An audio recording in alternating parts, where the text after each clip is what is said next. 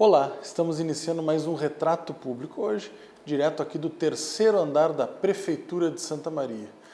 Nesse programa vamos conversar com a Controladora-Geral da Auditoria Geral do Município, Carolina Lisovski. A pronúncia está correta? Está correta, sim, correta. Carolina, muito obrigado por tu ter nos recebido aqui para tratar, da Controladoria, um órgão tão importante, para o município de Santa Maria. Então, muito obrigado. Olá, Matheus. Olá a todos que estão nos assistindo. Nós que agradecemos porque é sempre uma oportunidade, assim, num canal que está cada vez mais reconhecido no município e na região, a gente conseguir falar do nosso trabalho até para que a população possa conhecer o que a Controladoria faz no âmbito da estrutura do Executivo. Exatamente.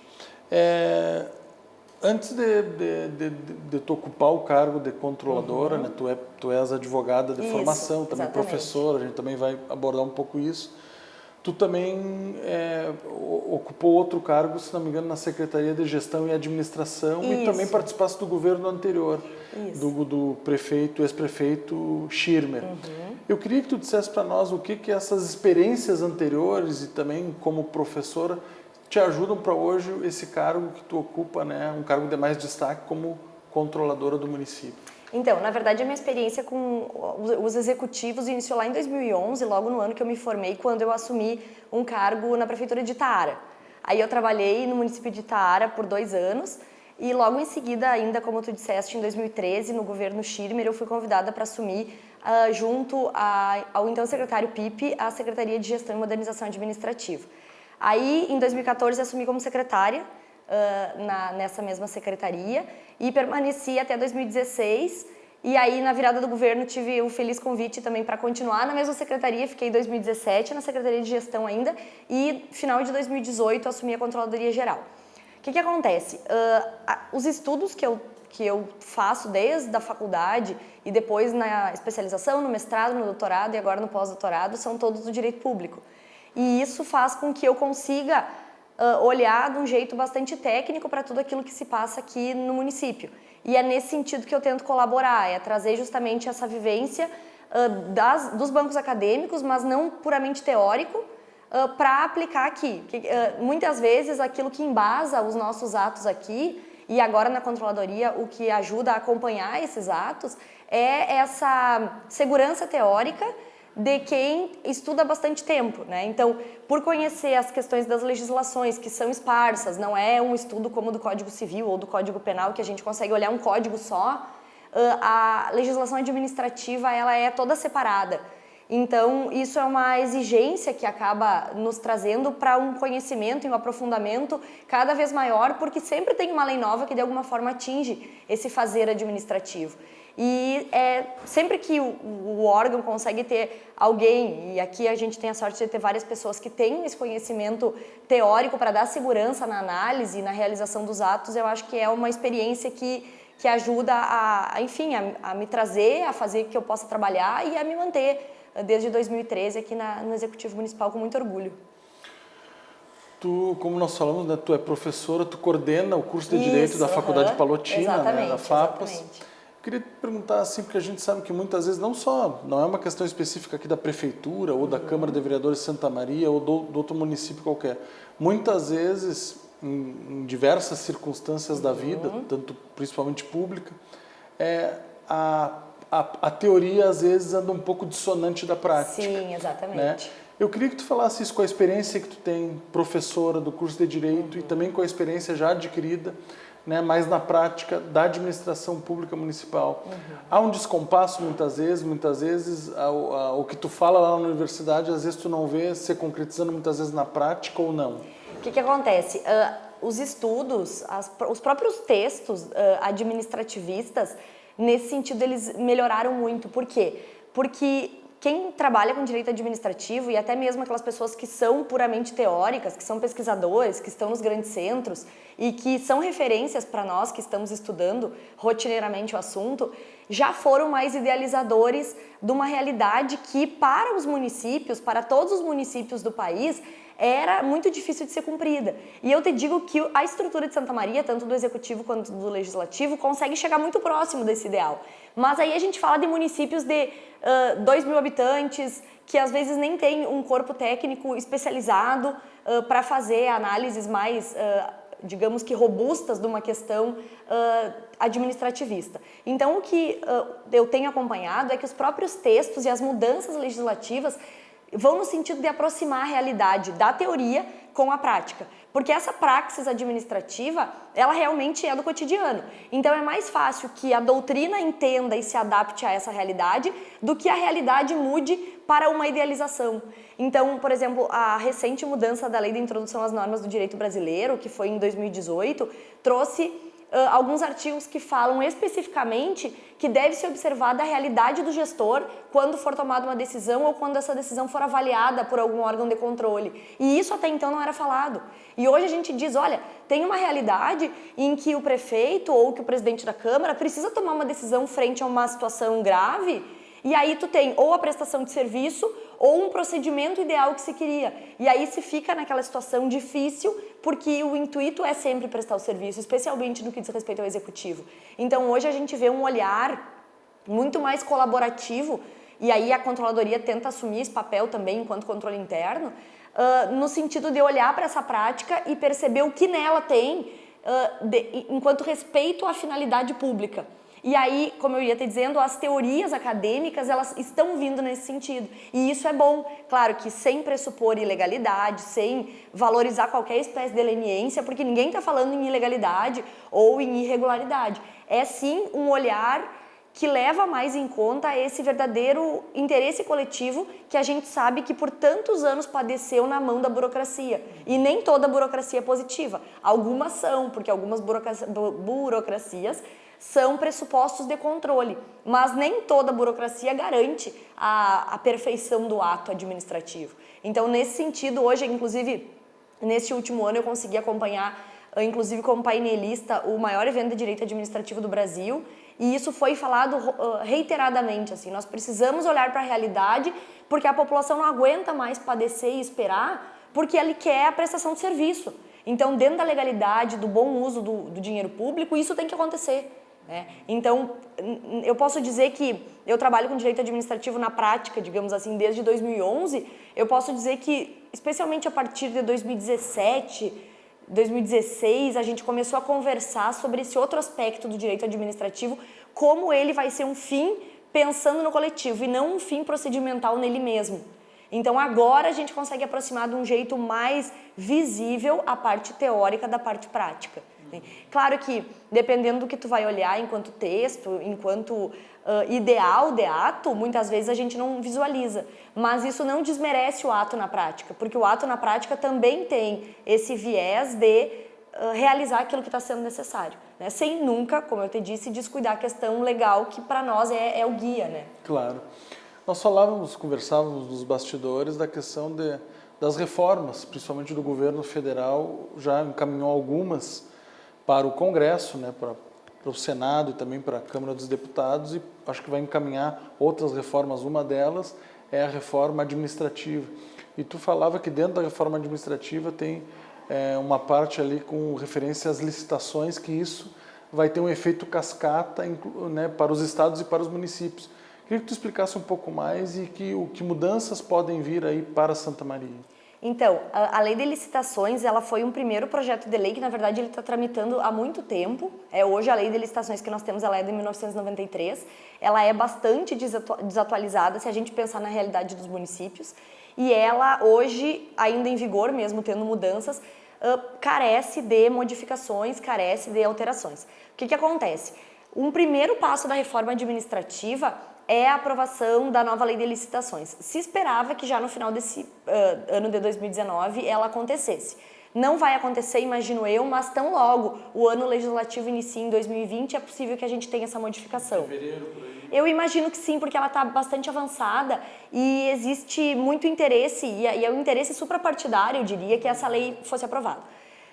Estudando o projeto de lei, eu, sinceramente, enquanto servidora, enquanto professor de Direito Administrativo, esperava mais, esperava que ele conseguisse, depois de tanto tempo, trazer coisas mais contundentes na questão da melhoria.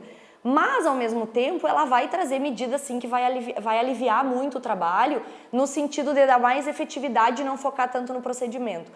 qual foi a dificuldade que eu enxerguei no projeto de lei? Novamente, tu foca muito no procedimento licitatório e dá pouco fôlego ao contrato. E isso eu acho que é um problema da lei hoje, assim, tu tem muito fôlego no procedimento e lá na hora do contrato a lei já está cansada e ela não regula como ela deveria regular a questão do contrato, que no meu ver é o mais importante. Hoje, na nova lei, a gente vai ter, por exemplo, um enfoque muito grande na modalidade do pregão. Hoje nós temos uma limitação de pregão, nós temos uma preferência para concorrência, que é uma modalidade que exige mais tempo, é uma modalidade que tem mais requisitos, ela é mais complexa, e o pregão, ele traz segurança e mesmo assim ele não pode ser usado sempre. E a nova lei de licitações, ela vai dar um enfoque muito grande no pregão, inclusive possibilitando o pregão no caso de obras, o que hoje é muito discutível. Então, vai ficar bastante tranquilo na nova lei a questão do pregão, o registro de preço segue sendo muito valorizado. E aí são trazidos novos desafios que, conhecendo a realidade de Santa Maria, vai ser acatado e vai ser cumprido de uma forma mais tranquila. Mas em municípios menores, isso é um problema que os órgãos de controle vão enfrentar. Porque, por exemplo, a gestão de riscos vai ser uma exigência nos procedimentos licitatórios. E essa gestão de risco é uma análise metodológica dos riscos envolvidos em cada ato. Hoje, na estrutura do município de Santa Maria, a Controladoria Geral já faz esse processo. A gente já trabalha com a gestão de riscos, a gente tem um grupo de servidores que atua analisando os processos que são da Controladoria e isso a gente vai expandir a partir de 2020 para as outras secretarias como metodologia de trabalho. A gente fez uma forma piloto na Controladoria e vai expandir para as outras secretarias. Seria tipo assim, prever o pior cenário e como agir naquele pior cenário. Isso, na verdade a gente mapeia os processos, a partir do mapeamento dos processos a gente analisa cada risco, classifica o risco e decide o que fazer em cada risco e tenta abortar o que deu origem ao risco antes mesmo do risco acontecer. Então isso a gente já tem esses mapeamentos dentro da Controladoria, nas 3 superintendências, e depois desse piloto que a gente fez em 2019, a gente quer expandir essa metodologia e na verdade isso agora vai ser não mais uma escolha, mas a partir da lei de licitações vai precisar acontecer. Então, a gente já tem isso dentro da Controladoria maduro o suficiente para levar para as demais secretarias. Então, para a Prefeitura de Santa Maria, considerando o corpo técnico, qualificado e a estrutura que tem, não vai ser algo irrealizável. Mas eu conhecendo e imaginando algumas realidades do município, eles vão precisar de ajuda, especialmente os municípios menores, porque vão ser exigidos procedimentos bastante complexos. E é com a finalidade de assegurar algumas relações mais transparentes na lei de licitação. Então, aí tem uma outra modalidade que vai ser a conversa competitiva, que é uma forma de diálogo autorizado entre concorrentes e executivo. São questões que vão precisar ser maturadas mesmo depois de aprovadas. Aí nós vamos ter que ouvir pessoas. Eu tive o privilégio de conseguir ouvir a maior parte dos estudiosos que elaboraram essa lei, então eu já consigo compartilhar com os colegas aqui isso aí para quando a lei entrar em vigor. Assim. É uma primeira luz para uma mudança que tem que acontecer numa escala maior. É como tu disseste, né? Nem toda burocracia ela é boa, ela é positiva, mas certas burocracias são importantes para a questão do controle da corrupção, do bem uso do bem público, né? do recurso público. E uma coisa, e aqui em Santa Maria a gente tem várias situações que geram esse tipo de discussão, que é a questão, muitas vezes, do menor preço. Que muitas vezes o menor preço, né, falando assim bem popularmente, que as pessoas em geral, até nas rodas de conversa falam, que às vezes o menor preço não necessariamente significa um melhor serviço executado. E muitas vezes a obra para, a empresa para, não tem condições. Então isso também acho que é um problema, né? Foi bom tu falar nisso, que eu lembrei de mais um foco da reforma, da reforma tributária. Hoje, mesmo que a gente tenha outras técnicas para também utilizar a questão da licitação valorizando a qualificação do licitante, ainda muitas vezes nós somos questionados por órgãos de controle por que essa empresa, se ela não tinha menor oferta. Infelizmente, às vezes o órgão de controle também é muito bitolado nesse aspecto, sem permitir que a gente avalie a questão do custo-benefício. Isso é uma mudança importante na lei de licitações. Esse enfoque no preço, que lá em 1993 se tinha, justamente porque era a instauração de uma nova forma de aquisição para um estado novo, né? A gente vai mudar a partir da reforma, porque tu não vai precisar ter esse foco cego na questão do preço, porque realmente, muitas vezes, o menor preço representa o maior prejuízo. Então, no fim das contas, o menor preço não é economia, muitas vezes. Então, é importante que a própria lei descrevendo isso dá mais segurança para que a gente consiga valorar na vigência desse novo regramento das licitações, que a gente possa valorar a questão da qualidade de um jeito mais tranquilo, porque muitas vezes, e nós não tememos em fazer isso no município, muitas vezes a gente vai fazer as licitações valorizando técnica e preço, só que invariavelmente nós somos questionados, tinha que ser técnica e preço, por que não escolher o menor preço? Não, a gente não escolheu o menor preço, porque muitas vezes ele representa o maior prejuízo ali na frente. E aí, com a lei nova, prevendo essa questão da qualidade junto com o preço e não inferiormente ao preço, nós teremos mais segurança, e não só nós, todos os entes federados, mais segurança em poder tomar uma decisão de aquisição de serviço ou de bens, valorizando realmente a questão da qualidade, que no fim das contas é o que nós queremos entregar para a população, né? A lei que regula as licitações é popularmente conhecida como 8.666, 8.666. Exato. Ela vai ser modernizada, então esse é o não, sentido. na verdade ela vai ter inclusive um novo número. Ela tem não é uma mudança da 8666, é toda a lei de licitações e contratos sendo revista, então ela tem um novo número. E aí, diferente, por exemplo, das leis que modificaram a 8666, a própria lei do pregão, ela se inseriu depois de 93 e modificou, mas esse caso não. Esse caso é toda a lei que muda, ela vai ser inclusive novamente numerada, e aí a 8666 será do nosso passado. E cá entre nós, eu acho que tá bom, assim, já vai em tempo, porque ela já foi muito útil, mas agora ela realmente não dá conta da realidade que a gente cumpriu tem. Um papel, mas... E isso cumpriu, realmente foi um marco na questão de aquisição de serviços e de produtos, mas já não serve mais, porque a gente caminhou e evoluiu muito para uma lei que é lá de 93. E a legislação tem que evoluir também. Com certeza. Carolina, nós vamos fazer um breve intervalo e voltamos daqui a pouquinho para o segundo bloco do Retrato Público. Não saia daí.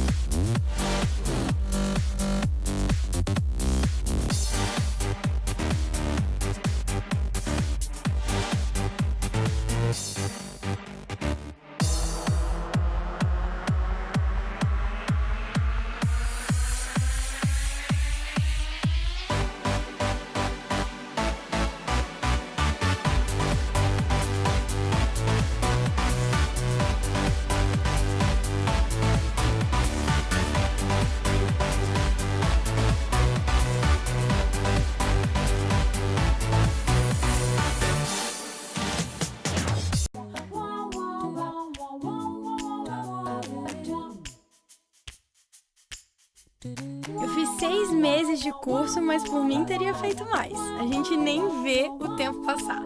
Consegui realizar o sonho de morar fora e ainda melhorar meu inglês. Fiz amigos pra vida toda. E voltei pro Brasil, mas já fui visitar os amigos que fiz fora. Tô planejando a próxima visita porque sou dessas. Bom que agora tá bem mais fácil de renovar o passaporte, então já é meio caminho andado. Eu acho que quase todo mundo tem que ter uma experiência de morar fora.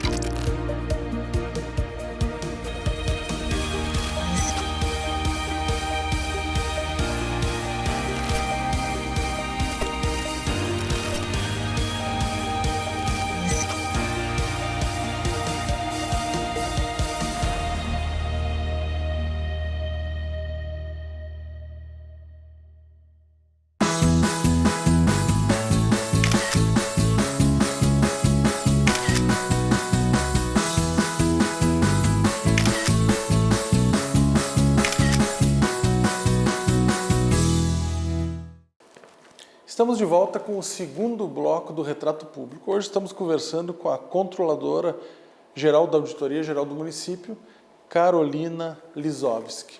Carolina, agora acho que nesse segundo bloco queria que a gente falasse um pouco mais efetivamente da Controladoria. Eu queria que tu me dissesse assim, qual é o principal papel da Controladoria, quais são as principais atribuições da Controladoria aqui em Santa Maria?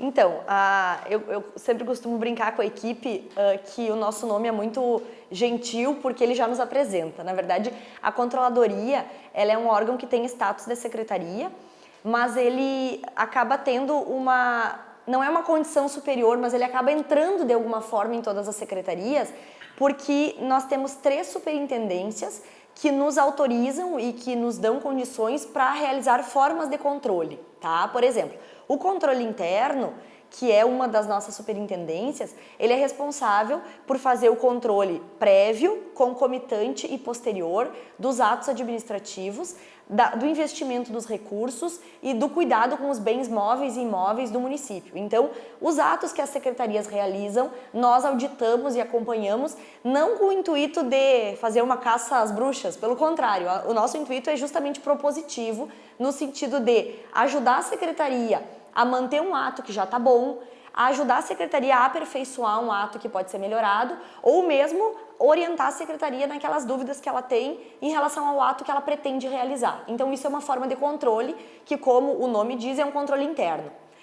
A nossa segunda forma de controle, digamos assim, está junto à Corregedoria Geral, porque a gente faz um controle correicional, ou seja, todos aqueles que estão vinculados à administração pelo poder subordinado, pelo poder hierárquico, que é o poder disciplinar, que são os servidores públicos, nós acompanhamos os atos e, porventura, quando somos comunicados de alguma conduta que não é aquela esperada de um servidor, a gente faz esse controle no sentido de abrir um processo de sindicância, abrir um processo administrativo e, eventualmente, verificada a culpa daquele servidor ou a responsabilidade dele em alguma esfera do ponto de vista administrativo, a gente realiza a sanção, a punição e faz esse acompanhamento. Hoje nós estamos também organizando uma forma de acompanhamento anterior ao processo através do termo de ajustamento de conduta, porque muitas pessoas convivendo em ambientes que geram tensão, que geram pressões de diversas formas, muitas vezes esses relacionamentos interpessoais acabam se chocando. E a gente sabe que isso não é por dolo, não é por intenção má do servidor, mas é típico das convivências humanas. Então, antes mesmo de um processo, esse termo de ajustamento tenta compor essas condutas quando a gente tem questões que podem ser resolvidas dentro da secretaria, entre os servidores. E a nossa terceira forma de controle é pela Ouvidoria Geral, que é um controle que, para mim, é muito especial, porque é o controle do usuário. Porque os cidadãos têm, através de 3 canais dentro da ouvidoria, formas de nos darem um feedback sobre todos os serviços que o município presta e como esse serviço está acontecendo ou no que ele está deixando a desejar. Então, nós temos o controle social pela ouvidoria, o controle correicional pela corregedoria e o controle interno dos atos pelo controle interno. Então, eu diria que o nosso papel é justamente esse, com várias modalidades, realizar controle dos atos, sempre propondo melhora. A gente é um órgão que continuamente está pensando em como melhorar a ação da administração pública. Com relação à corregedoria ali, né, a questão, por exemplo, de um termo de ajuste de conduta entre os servidores no ambiente, né, hoje a gente sabe que muitas vezes o servidor passa igualmente o tempo no trabalho ou às vezes mais tempo até no trabalho do que na própria casa. Com então, certeza. É bastante tempo. Sim, né? E nós sabemos que quem é servidor, vocês também vão concordar comigo, aqueles que são colegas da Câmara de Vereadores, quem é do Executivo, que nós vivemos cotidianamente numa pressão, porque todos que estão aqui querem que o serviço seja prestado. Ninguém quer deixar de atender uma demanda, mas muitas vezes, ou por uma questão procedimental, por uma questão de verba, por uma questão de legislação, a gente não consegue fazer na velocidade que gostaria. E isso pode frustrar facilmente um servidor, pode frustrar facilmente um gestor que tem desejo de responder uma demanda e não consegue no tempo hábil. E isso, por óbvio, somos todos seres humanos, nos afeta enquanto pessoas. E é natural que seja assim. E eu te digo até que é melhor isso do que a indiferença. Porque o dia que nós tivermos servidores que não querem prestar o serviço, aí nós temos que nos preocupar. Então, às vezes, abrir um processo administrativo, sancionar esse servidor com uma advertência ou com alguma coisa, sendo que ele não causou nenhum dano direto ao erário, não teve uma questão intencional, mas teve sim uma dificuldade momentânea numa questão de relacionamento, é muito melhor que a gente se ponha à mesa, todos esses servidores, e assine, junto com a corregedoria, um termo para dizer, não, a gente sabe que aconteceu, que foi um deslize, que foi um ruído de comunicação, mas estamos dispostos a melhorar isso interpessoalmente. Então isso é muito mais efetivo do que colocar daqui um pouco servidores que são comprometidos, que estão aí com uma carreira dentro do poder público a responder um processo porque teve um dia que cobrou diferente de um colega, o colega, enfim... Respondeu diferente e isso, na verdade, é um ruído de comunicação. E a gente usa, por exemplo, inclusive técnicas de mediação de conflito para tentar reestabelecer esse diálogo. Porque, na verdade, aquele conflito não é um contra o outro, mas é um conflito que todos precisam cuidar enquanto colegas. Então, isso reestabelece, inclusive, a harmonia dos setores, que é o que a gente quer realmente. Carolina, tu recentemente, acho que faz uns 2, 3 meses, tu esteve na Câmara de Vereadores, né, foste ouvida com outros superintendentes, né, servidores da Controladoria, referente à comissão especial que investigou, que na época investigava, né, possíveis irregularidades num contrato da administração municipal com a empresa Macmáquinas, né? Recentemente, essa comissão especial concluiu os trabalhos e apresentou o relatório final. Dentro das questões que foram apontadas, que com certeza esse relatório virá para o Poder Executivo, também vai para o Tribunal de Contas, para o Ministério Público, né? Foi apontado que o contrato ele foi criado já numa gestão anterior, né, do prefeito Jorge Pozzobon. Acho que esse contrato ele inicia no governo Schirmer, né, foi criado e foi aditado, acho que uma vez pelo menos, e tudo isso não respondia, não atendia realmente ao interesse público. A comissão também apontou que faltava mais fiscalização das máquinas que eram consertadas, que não se tinha um controle correto dessas máquinas, né, que eram consertadas, por que elas eram consertadas, qual problema elas tinham, né? Então esses foram os principais apontamentos da comissão. Com referente a esse tema, eu me lembro que da reunião vocês disseram que não tinha, naquele momento para vocês não tinha chegado nada ainda sobre esse assunto. Depois disso chegou, qual é a visão, o que vocês averiguaram sobre esse tema? Então, como se sabe, são inúmeros os contratos que o município celebra e mantém, por óbvio, porque a grande parte dos serviços públicos que podem ser realizados por terceiros são contratados. Este contrato da Macmáquinas é mais um desses contratos. Por óbvio, eu não sei se em alguma estrutura, em algum momento, seria possível que todos os contratos, ao mesmo tempo em que são cuidados pelos fiscais e pelos gestores, seriam acompanhados também pelo controle interno. Hoje, a gente tem uma régua para classificar a prioridade do controle dos contratos a partir do valor deles. Então, nós temos um controle concomitante de todos aqueles contratos de maior valor, até porque a gente está envolvendo aí 500 mil reais mês, 800 mil reais, 1 milhão, então são valores significativos que esses a gente faz o acompanhamento e os demais a gente vai acompanhando no controle interno por amostragem, tá? Então, um ano a gente vai escolher tais contratos a partir dessa amostragem e assim sucessivamente conforme o plano de trabalho do controle interno. Quando sobrevém alguma informação diferente, como foi o caso da informação da comissão especial, nós então olhamos também para o controle da Macmáquinas. Dentro da corregedoria, como não havia um indicativo de ilícito ou irregularidade cometido por algum servidor, não há que se falar em abertura de processo.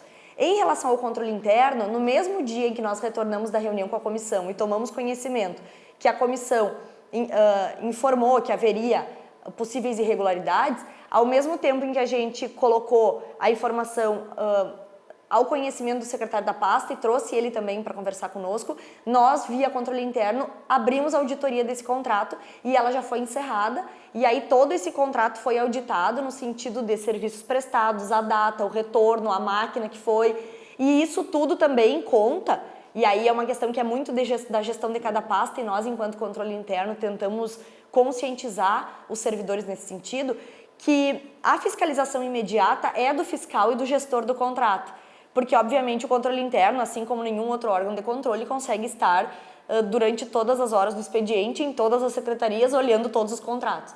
Então, se o fiscal do contrato assinou lá na nota que foi trocado um determinado parafuso, eu preciso pressupor que essa assinatura identifica que isso aconteceu.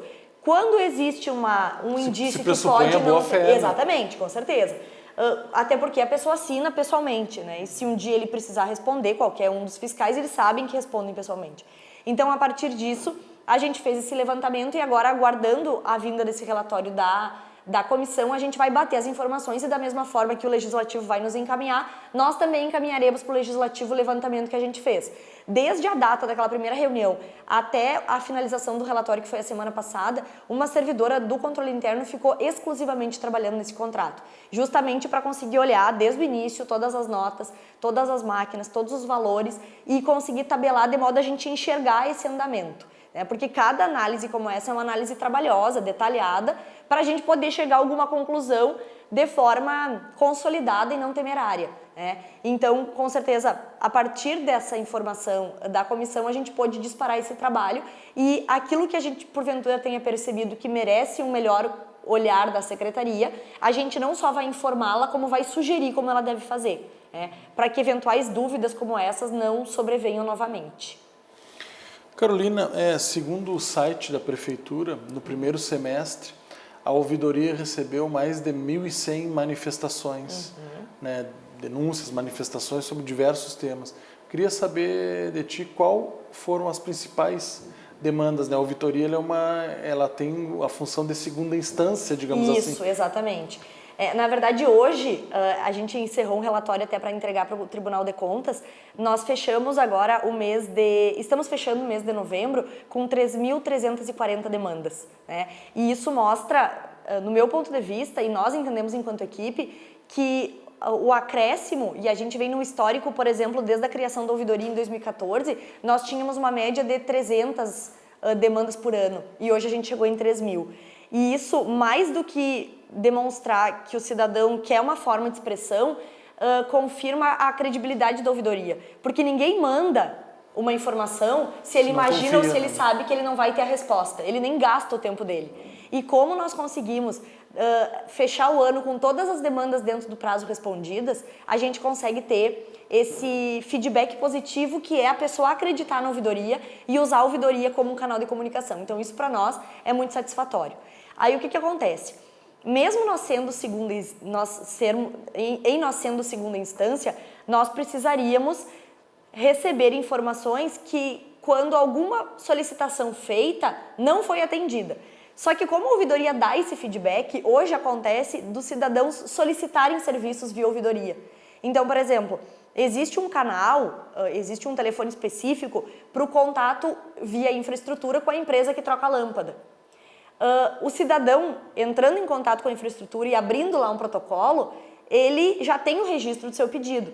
Mas muitas vezes, ao invés de ir lá na infraestrutura ou ligar lá para a infraestrutura para esse número, ele acaba indo para a ouvidoria. Nós não deixamos de acolher, porque a gente não quer deixar o cidadão sem esse respaldo, sem essa resposta. Então, o maior número de demandas que a gente acaba tendo hoje é de solicitação de serviços. Aí, claro, o que a gente faz? A gente acaba, nós, enquanto ouvidoria, encaminhando essa solicitação de serviço e orientando o cidadão que a próxima vez ele mesmo pode encaminhar diretamente a solicitação de serviço, porque é um caminho a menos. E aí, claro, existem solicitações de serviço como poda de árvore, por exemplo. Isso é uma solicitação que demanda, inclusive, o pagamento de uma taxa. Então, a ouvidoria não é ela que vai poder pedir para que a árvore seja podada, porque essa demanda é uma demanda ambiental via taxa de administração. Então, a gente orienta que a pessoa se encaminhe ao protocolo. Então, acaba que, muitas vezes, a maior parte das nossas demandas nem é uma coisa de natureza própria da ouvidoria. Porque quando é que a ouvidoria tinha que ser acionada? Tinha que dizer assim, olha, mandei pedir a troca de lâmpada lá na infraestrutura e ninguém trocou. Então, eu estou fazendo essa reclamação do serviço que não foi prestado. Esse seria o papel de segunda instância. Esse seria o papel de segunda instância. Quando a primeira não fez, entra em ação a ouvidoria. Exatamente. Só que o que acontece? Acabam que as pessoas já vêm fazer a denúncia na ouvidoria. Uma colocação também bastante considerável que nós temos é em relação ao Código de Posturas, perturbação do sossego. Então, assim, são estabelecimentos que ou não cumprem aquilo que deveriam cumprir, que são um mercado, e aí no fim, sábado de noite, sexta de noite, vira um bar com música ao vivo, ou é alguma distribuidora de bebida que a pessoa questiona se ela tem alvará, porque ela fica aberta até tarde, junta carro, tem som. E aí qual era a primeira instância? Era protocolar junto à fiscalização de posturas na Ceru. Acaba chegando na ouvidoria, diretamente na ouvidoria. Então a pessoa manda lá, às vezes, foto do lugar, o endereço, e nós encaminhamos para que a postura realize a fiscalização. Então a gente não deixa de realizar, de maneira nenhuma, porque nós inclusive discutimos já isso internamente, se nós iríamos dizer, essa demanda não é nossa, encaminha para tal secretaria. Mas nós entendemos que esse acolhimento é muito importante, então nós realizamos o acolhimento e encaminhamos para as secretarias. Então essa demanda de serviços acaba sendo o nosso número 1 da ouvidoria. Maior até do que deveria. Exato. Carolina, infelizmente teríamos vários outros temas para tratar, né? Verdade, a Controladoria é um órgão, como a gente falou, importante no município, mas somos limitados pelo tempo, né? Estamos chegando ao final do nosso programa. Gostaríamos muito de mais uma vez agradecer, né, a ti por ter nos recebido aqui e ter falado um pouco mais sobre essa pasta. Então, nós que agradecemos a oportunidade, nós nos colocamos à disposição, né, de toda a população, do Poder Legislativo também. Nós ficamos no 4º andar do Centro Administrativo, com o atendimento das 7h30 a 1h externo, e a ouvidoria, ela tem esse mesmo atendimento, mas o atendimento pelo telefone 156, ele vai até às 16h30, e pelo site ele é 24 horas, 7 dias por semana. Então nós ficamos à disposição, qualquer uma das 3 superintendências, e também da mesma forma do Poder Legislativo, e agradecemos à TV Câmara pela oportunidade. Nós também estamos à disposição, mais uma vez, muito obrigado. Também gostaríamos de agradecer a você pela audiência, por ter nos acompanhado até esse momento, e a toda a equipe da TV Câmara, da Diretoria de Comunicação, pelo trabalho coletivo. Muito obrigado e até o próximo Retrato Público.